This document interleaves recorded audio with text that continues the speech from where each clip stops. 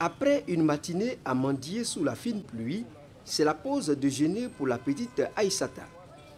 Sur les grands boulevards de Conakry, ils sont en effet nombreux, ces enfants albinos, à tendre la main pour subvenir aux besoins de la famille, convaincus que c'est le seul moyen de s'en sortir face aux préjugés de la société sur leur albinisme.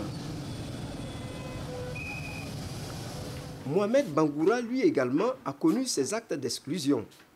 Seul albinos de sa famille, il est aujourd'hui transitaire en douane.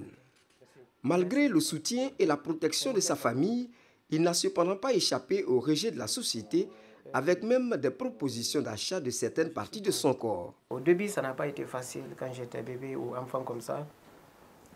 Ça n'a pas été facile. Mais au fur et à mesure qu'on continue, les gens m'acceptaient. Je peux l'avouer, j'étais petit, j'ai accepté. Mais pour ça, c'était pour ça seulement. Sinon, j'ai eu beaucoup de demandes, mais je rejetais. Quand je me suis rendu compte, j'ai pris la conscience, j'ai arrêté tout ça là. Arrêter de donner. De donner ou de prendre des sacrifices. D'autres même utilisent leurs cheveux.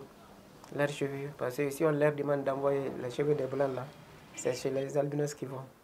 Pour les corrompre un peu avec un peu d'argent pour prendre leurs cheveux. Donc tout ça là, ça me travaille.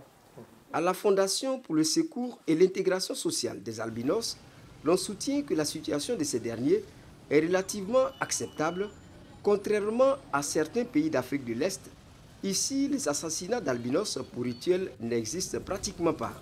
En ce qui concerne les albinos en Guinée, ce que les autres subissent actuellement au Burundi, en Tanzanie, vraiment, nous n'avons pas les mêmes cas ici. Pour eux, c'est plus grave.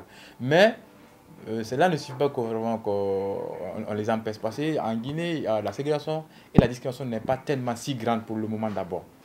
Si grand pour le moment. Sinon, comme il y a les discriminations, il y a la ségrégation, ils rencontrent des problèmes parce que certains enfants qui sont parmi nous, au niveau de leurs écoles, leurs amis, d'autres les acceptent, certains aussi ne les acceptent pas aussi. Pour la Fondation, l'une des solutions à l'insertion sociale et professionnelle de ces personnes albinos est la scolarisation des enfants. C'est l'une de nos attributions pour les enlever au bord des routes, surtout les enfants et les vieux. Parce que ce n'est pas dû de leur faute d'une part à 50%, c'est des parents.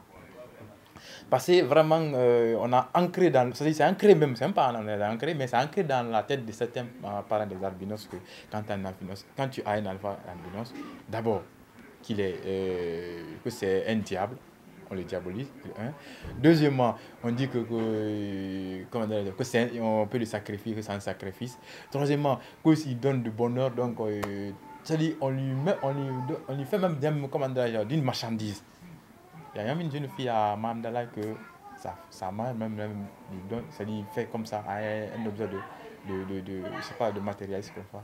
À chaque fois, elle reçoit des dons à partir de sa fille. Vraiment qu'elle est bien arrêtée et qu'elle a une jolie peau aussi. Donc, vous avez vu que cette mendicité, certains parents ne veulent même pas sentir leur enfant. D'ailleurs, il y a un monsieur, c'est même pas un monsieur, il y en a plusieurs même, je ne vais pas indiquer.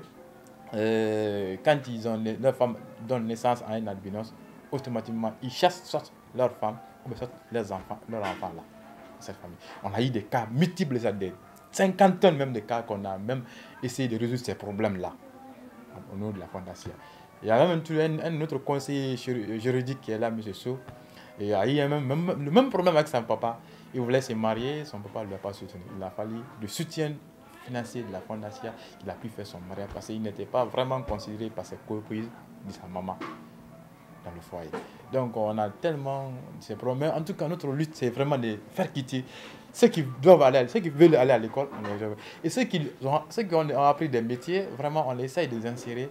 Et ceux qui ont fini leurs universités, ils veulent de l'emploi. Parce que même il y a plusieurs à la fonction publique. C'est vrai, grâce à nous, ils ont intégré la fonction publique. Des initiatives qui ont nécessairement besoin de l'accompagnement d'une volonté politique de l'État guinéen.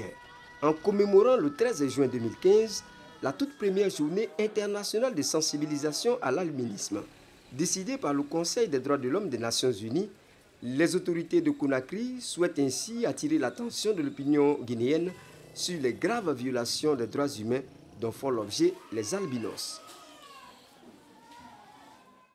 Droit Libre TV, La web télé 100% droits humains, 100% liberté d'expression.